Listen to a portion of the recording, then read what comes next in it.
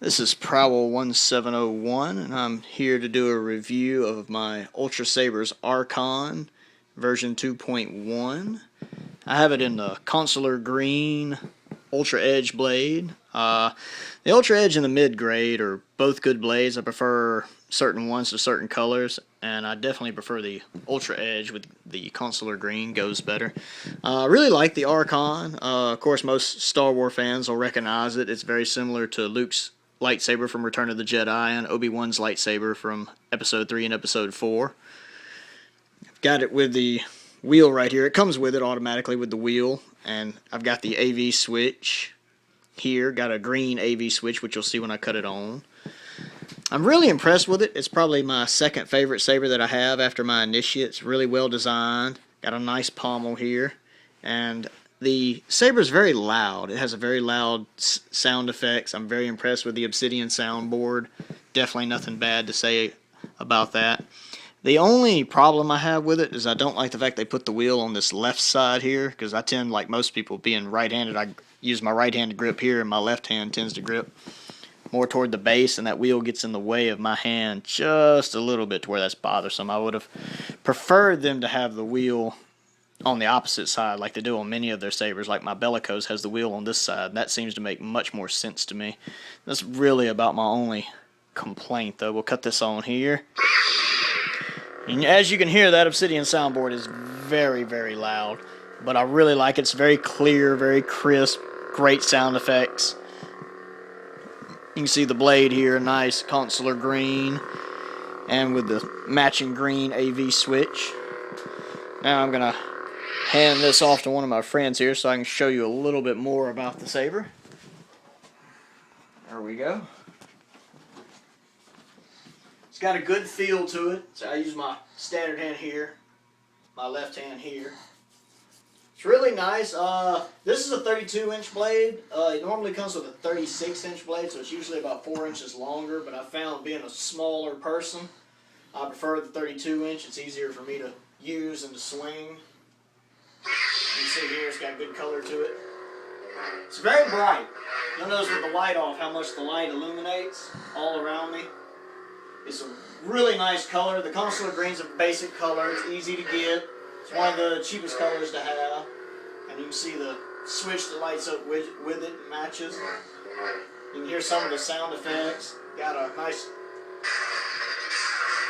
sound of saber lockup. I didn't add a flash on clash, which I like to do on some of my sabers. I didn't do it on this one.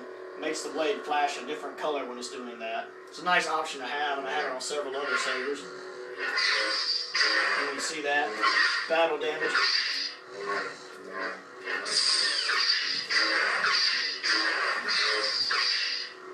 Really lightweight, comfortable to use.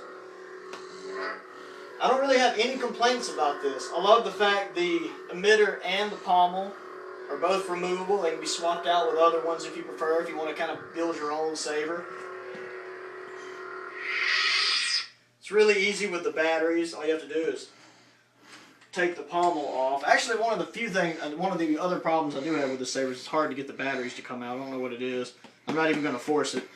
But usually, most of them, you just do this and the little battery holder will come out. I have a little bit more trouble with it on my Archon. I actually have to unscrew the emitter like so, because it comes right out. And then the little LED light comes out. And then get yourself a little coat hanger. And don't do it right here by the AV switch, but get a little coat hanger and push down right in there, and you'll have to push the little battery case out so you can take your batteries out and put them on the charger. If you have a saber with sound, they use lithium-ion batteries that are rechargeable. And it comes with a charger when you purchase one. You can get stunt sabers without sound, but I prefer it with sound. I have a couple sabers without sound that I also really like, but something like this definitely got to have sound. It just adds so much more to it. Really gets you immersed in the fantasy of it all. Put that right back in and you are good to go. You are ready to go out and slay the evil Sith. On a scale of 1 to 100, I'd probably give this saber, I'd say a 98. Maybe a 97. Like I said, my only real issues are that wheel being on the wrong side.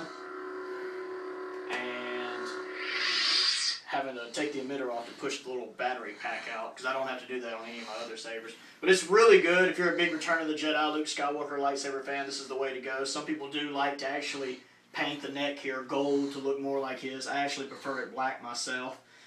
Also, if you get a chance, you should check out Ultra Sabers, their website, ultrasabers.com. They have all sorts of different sabers. They just added a new one recently. It looks really interesting. They also have their own forums with a lot of great people on it. They're a lot of fun to talk to, so join their forums. Not only do you meet a lot of new, interesting people to talk to, but you also get access to their exclusive forum colors. They have about 6 colors that you have to be a member of their forum to gain access to. Thank you for watching. This is my review, and I'm Prowl1701, and this is the Archon.